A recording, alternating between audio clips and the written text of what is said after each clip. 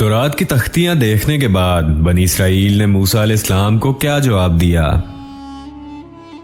तौरात के अहकामात मानने से इनकार करने पर अल्लाह ताला ने बनी इसराइल को क्या मौजज़ा दिखाया? बनी इसराइल के 70 लोग जो मूसा अलैहिस्सलाम के साथ कोहे तूर पर गए, उन्होंने उनसे क्या मुतालबा किया? अल्लाह ताला ने बनी इसराइल के उन 70 लोगों की गुस्ताही पर क्या सजा दी? ये और इस तरह के तमाम सवालात के जवाब जानने के लिए हमारी आज की वीडियो को मुकम्मल देखें। हमारे चैनल द लीडिंग लाइट्स को सब्सक्राइब करें और साथ ही मौजूद बेल आइकन को क्लिक करें ताकि हमारी आने वाली तमाम वीडियोस आप तक बर वक्त पहुंच सकें। नाजरीन मोहतरम, जैसा कि हम आपको किस्सा मूसा अलैहिस्सलाम की 11वीं किस्त में बता चुके हैं कि जब अल्लाह ताला की तरफ से बनी इसराइल के लिए ये अहकामात नाज़िल हुए कि वो आपस में एक दूसरे को कत्ल करें, यानी गाय के पुजारियों को वो लोग कत्ल करें जिन्होंने गाय की पूजा नहीं की थी और खुद को सामरी के जाल से बचा के रखा था और मूसा अलैहिस्सलाम के आने का इंतजार किया। ये एक सख्त सजा थी, यानी एक भाई का दूसरे भाई को कत्ल करना ऐसे ही है जैसे खुद को कत्ल करना। ऐसे 70 मुशरिकीन के कत्ल के बाद मूसा अलैहिस्सलाम और हारून अलैहिस्सलाम ने अल्लाह ताला से दुआ की और अल्लाह ताला ने उन्हें माफ़ फरमा दिया। उसके बाद जब मूसा अलैहिस्सलाम का गुस्सा ठंडा हुआ तो उन्होंने उन तख्तियों को उठा लिया। इसके मुतल्लिक अल्लाह ताला कुरान पाक में ऐसे इरशाद फरमाते हैं, और जब मूसा का गुस्सा ठंडा हुआ तो उसने उन तख्तियों को उठा लिया और उनके मज़ामीन में उन लोगों के लिए जो अपने रब से डरते थे हिदायत और रहमत थी। इसके बाद उन्होंने बाकी मादा बनी इसराइल को जमा किया, उन्हें तख्तियां दिखाई और फरमाया कि इनमें अल्लाह ताला के अहकामात हैं और ये तौरात है, लिहाजा सुनो और इताअत करो। लेकिन उन्होंने नापसंदीदगी का इजहार किया। मूसा अलैहिस्सलाम ने उन्हें फिर ताकीद की और फरमाया, इनको मजबूती से थाम लो, बगैर किसी तरद्दुद और शक के इनको पकड़ लो ताकि तुम्हें दोबारा अजाब ना पहुंचे। उन्होंने जवाब दिया, नहीं, हम ऐसा नहीं करेंगे, अलबत्ता हम इनके अहकामात की पहचान और मार्फत हासिल कर सकते हैं, लेकिन इन पर अमल बिल्कुल नहीं करेंगे। मूसा अलैहिस्सलाम ने उन्हें बहुत समझाया लेकिन वो अपनी जिद पर अड़े रहे। अल्लाह ताला इसके मुतल्लिक सूरह बकरा में इरशाद फरमाते हैं, तुम्हारे पास तो मूसा यही दलीलें लेकर आए, लेकिन तुमने फिर भी बछड़े की पूजा की। तुम हो ही जालिम, जब हमने तुमसे वादा लिया और तुम पर तूर पहाड़ खड़ा कर दिया। मूसा अलैहिस्सलाम ने उन्हें कहा कि तुम मुझसे वादा करो कि इन तख्तियों पर लिखे अहकामात पर अमल करोगे, लेकिन वो अपनी जिद पर अड़े रहे। कहने लगे, हम तेरी इताअत नहीं करेंगे। इस मौका पर अल्लाह ताला ने मूसा अलैहिस्सलाम का एक और मौजज़ा जाहिर कर दिया। उनके देखते ही देखते तूर पहाड़ जमीन पर हिलने लगा, हरकत करने लगा। फिर सब ने देखा कि वो अपनी जगह से उड़ा और हवा में तैरने लगा। उनके सर पर आ पहुंचा। मूसा अलैहिस्सलाम पुकारे, हमारी दी हुई चीज को मजबूत थामो। ये सुन के सब सजदे में गिर गए और सर उठा उठा कर देखने लगे कि कहीं पहाड़ गिर ही ना पड़े। इसके बारे में अल्लाह ताला सूरह बकरा में इरशाद फरमाते हैं, और जब हमने तुमसे वादा लिया और तुम पर तूर पहाड़ खड़ा कर दिया और कह दिया कि हमारी दी हुई चीज को मजबूत थामो और सुनो, तो उन्होंने कहा, हमने सुना और नाफरमानी की और उनके दिलों में गोया बछड़े की मोहब्बत पिला दी गई थी बसबब उनके कुफ्र के। उनसे कह दीजिए कि तुम्हारा ईमान तुम्हें बुरा हुक्म दे रहा है अगर तुम मोमिन हो।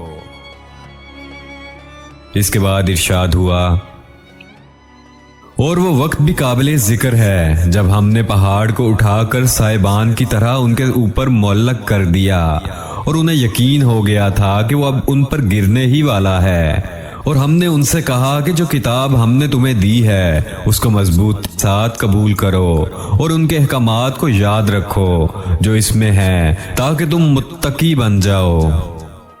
इब्ने अब्बास फरमाते हैं कि जब अल्लाह ताला ने तौरात नाज़िल फरमाई और मूसा अलैहिस्सलाम ने अपनी कौम को हुक्म दिया कि तौरात को कबूल करें और उसके अहकामात पर अमल करें, लेकिन बनी इसराइल ने चंद मुश्किल अहकामात की वजह से इसे मानने से इनकार कर दिया, तो अल्लाह ताला ने जिब्राईल अलैहिस्सलाम को हुक्म दिया कि तूर पहाड़ को इनके सरों पर ला खड़ा करो।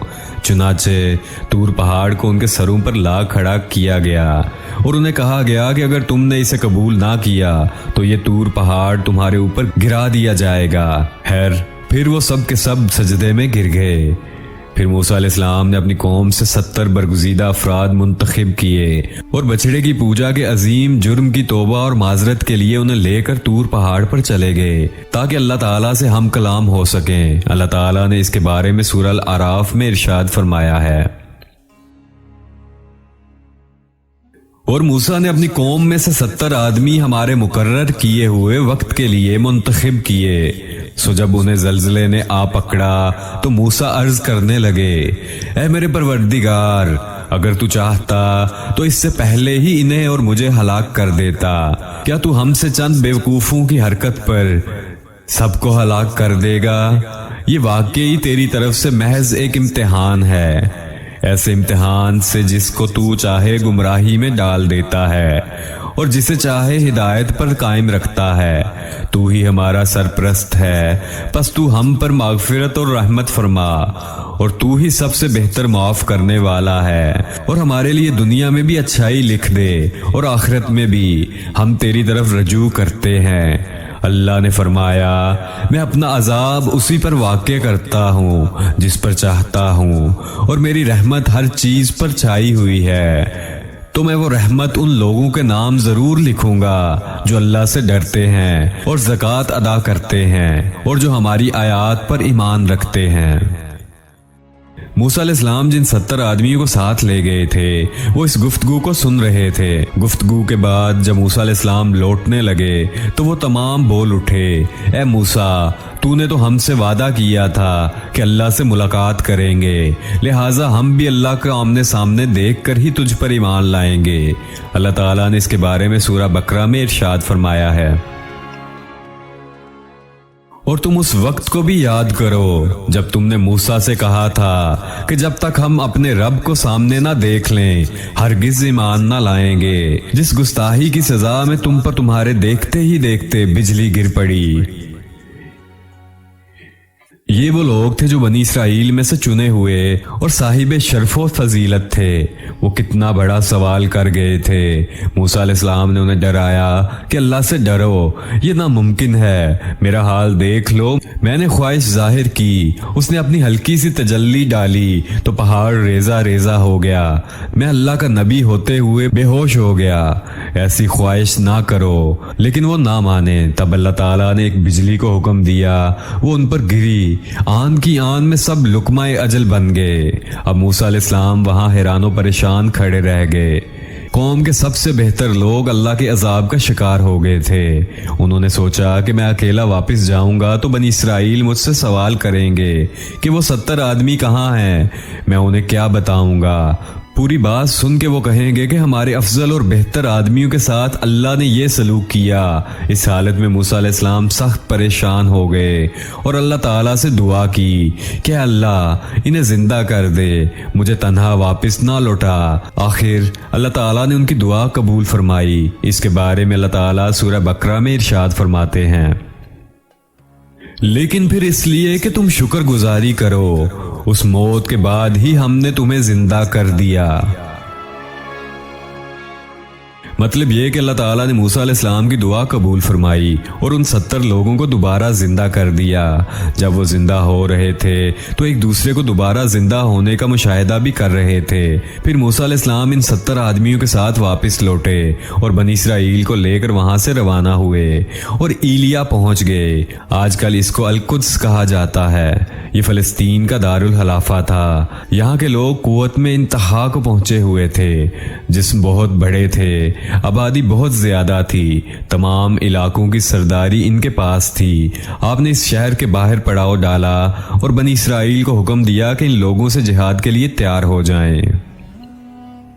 नाजरीन, यहाँ हमारे सिलसिला द लीडिंग लाइट्स के किस्सा मूसा अलैहिस्सलाम की 12वीं किस्त मुकम्मल हुई। इसमें मौजूद तमाम वाक़यात कुरान पाक, अहादीस नबवी और मुस्तनिद किताबों का मजमुआ है। मूसा अलैहिस्सलाम और बनी इसराइल की ज़िंदगी के बाकी हालात के बारे में जानने के लिए आपको हमारी अगली वीडियो तक इंतज़ार करना होगा। जाने से पहले हमारे चैनल द लीडिंग लाइट्स को सब्सक्राइब करें और साथ ही मौजूद बेल आइकन को क्लिक करें ताकि हमारी आने वाली तमाम वीडियोस आप तक बर वक्त पहुंच सकें। और नाजरीन, हमारी आज की वीडियो के मुतल्लिक अपनी कीमती राय का इजहार नीचे मौजूद कमेंट बॉक्स में ज़रूर कीजिएगा। शुक्रिया।